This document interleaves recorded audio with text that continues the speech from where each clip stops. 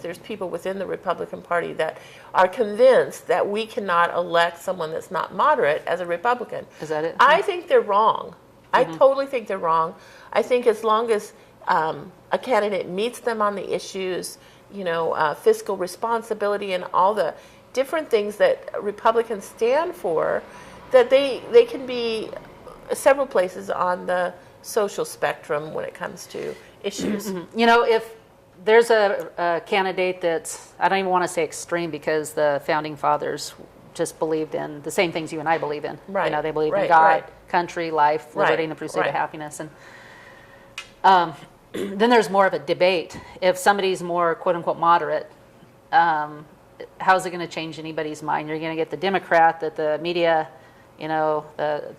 most of the newspapers and the local news channels are going to be behind because they're Democrat, and then there's somebody that's going to try to maybe pull a few votes away, and Republicans are being enthused. You get somebody just right, down the line, you're going to get so much enthusiasm that they're going to get the good word out there, and whether or not they win that time, maybe not, but it's going to start giving people an understanding and pulling people our direction, because the country is more conservative.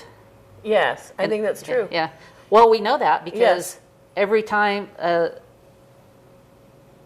liberal runs for office, in a national office anyway, they pretend like they have some conservative bents, even if they don't. They lie.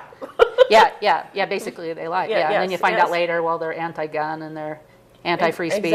Exactly. Yeah. So I think you're right. It's that it's not the more moderate that people are looking for. It's somebody that can come to the table and not just focus on one issue, but focus on the issues that matter to Oregonians. And those people, those are the ones that can win. They excite the base. Look at Dennis Richardson.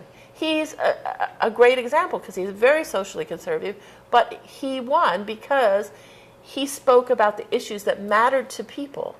And if we speak about those issues that matter to people, they're going to understand that we might have differences on some issues, but they'll still vote for you. They just need to.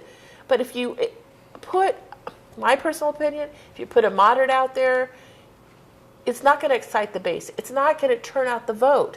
We need somebody that agrees with the Republican platform to excite the base, to get the vote out. And you might think that you're going to, grab all these independents and grab all these, but that's not what's going to win the election. It's exciting the base and getting that turnout and getting people on board with those issues we agree on, because there's a lot of those. Yeah. Well, the reason why Trump won, I believe, and the reason why I was going to do Cruz, and then I decided to go for Trump.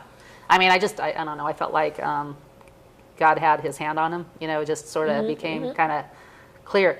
He was out there just bulldozing the truth out there. He said the truth no matter what, if people liked it. And that, people were finally like, thank God somebody's out there. Somebody's speaking if we can get for us. Pro-life candidate that's out there talking about what Planned Parenthood is doing, selling body parts, partial birth abortion, what that means. Most people don't know the horror that goes, into Planned Parenthood. We need somebody to be bold enough to say, this is disgusting, and put the Democratic, pro-choice, pro-Planned Parenthood special interests, put them on defense. Exactly, and I think that's what Trump did. Is he put the left on defense.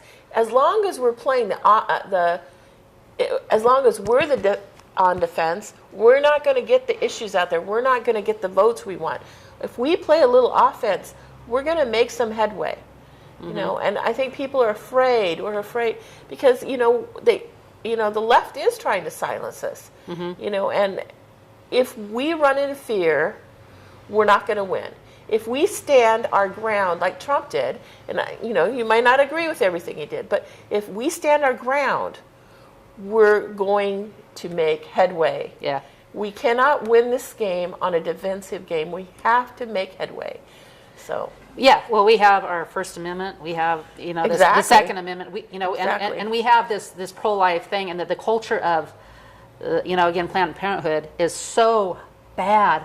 They went from being, if you want to call it moderate, people can argue that, first to third month or whatever. I'm pro-life on that too. You are too. But what they're doing now is so evil and so Hitler-like and extreme and disgusting. Exactly. It makes me think of Mengele, the mad scientist. I know who you're talking about. Yeah. What Planned Parenthood is equal to that, and people still support them. Why do people most support people them? don't know. They don't know. They don't know Yeah. exactly. We haven't made our case. Right. Let's make our case. Yep. Don't get silenced by Yep. They rip baby body parts when the baby's alive, and they sell them. They make tons of money, and the moms don't even know that this is happening. Probably most of the time. And most women that go in for abortion, over 50% of women, I don't know, I can't think of the exact statistic, but over 50% of women feel like they have no choice and they feel coerced. That's the big thing. I'd encourage people to. Is that choice? Yeah. I don't think so. Yeah. And it's not choice too. If you want to look at a picture of the embryo, and they won't let you. So they do an ultrasound and they don't let the mom see it because the mom's going to attach to that child, and she should. That's her child. Yeah. But we are stealing from that mom the joys of motherhood. Yeah. And we're calling it choice. That's not choice. Yeah. And actually, she's not actually even given a choice anyway, because she's not allowed to make an informed choice. Exactly. Yeah. Exactly.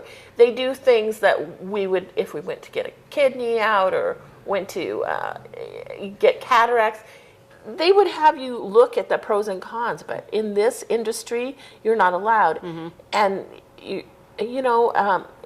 they make money.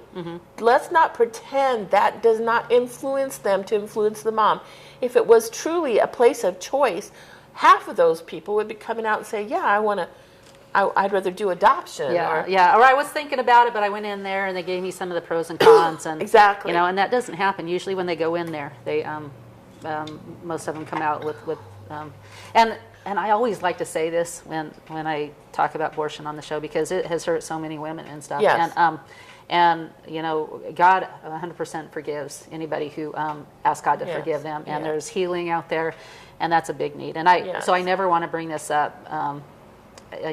So many people are weighed down from the choice they made, and a lot of times it's coerced, as you said. A lot of times, even if it wasn't coerced, they realize they left and they go, oh my gosh, what did I just do? And so sad. But God forgives, and anyway, I always have to bring that up because I know the pain that people go through. There are a lot of people struggling with that, and there's life after. So I like Deborah Tilden. Man, she's a amazing woman, and she had an abortion when she was younger, and she spends her whole life now bringing awareness and counseling women who have had abortion and stuff, that's exactly that's the redemption that happens. When you go to God and say, I messed up, and in any situation, in anything that we have, whether it's this or anything else. Yeah. Agreed. Totally agreed. So I guess we should move on, but until I meet everybody, I like Bruce Tuff. He's kind of the person. I like him too. Yeah, he's very constitutionalist and believes in our land ownership and minimal government. Those are the things you want to look for, and I think there's other great candidates, but can you tell us about any of them? Well, let me see or which ones are pro-life, or which ones are they constitutional? I don't know a lot of the less known ones, but of course we've heard that Greg Wooldridge got the Oregon Right to Life. The word is endorsement. Endorsement, exactly. And I'm sure Sam Carpenter considers himself pro-life. Okay. And so have you met him before? I have. Is he conservative and? I think for the most part, a lot of my friends support him. He's got a big following, and is he well spoken? Yeah, he's a author. Oh, he's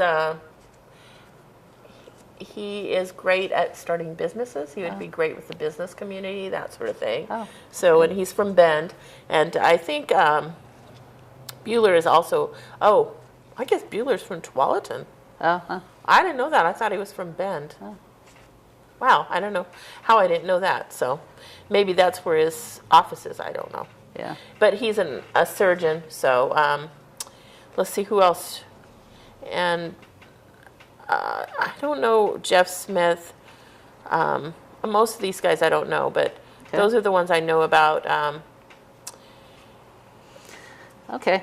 So the forum is at the American Legion, April 12th at 11:30 a.m. It's when you have the Yamhill County Republican Women meeting. Right. It's part of our meeting, and we're just going to do brief meeting and move right into it. Each candidate is going to have 3 to 5 minutes to introduce themselves, and then have 3 to 5 questions, depending on how many say they're coming. Okay. So, yeah, and we're depending on really, the really hoping time. we get a good turnout with them and a good turnout from the community. Sure. And we're going to be. Okay, April 12th, American Legion, and feel free to email me or Facebook me or Susan Dawson is on. And I'm in the book. Facebook. So, yeah. Newburgh. Yep. So- 11:30 Thursday. Yeah, April and that's 12th. at Okay. McMinnville American Legion. So. All right.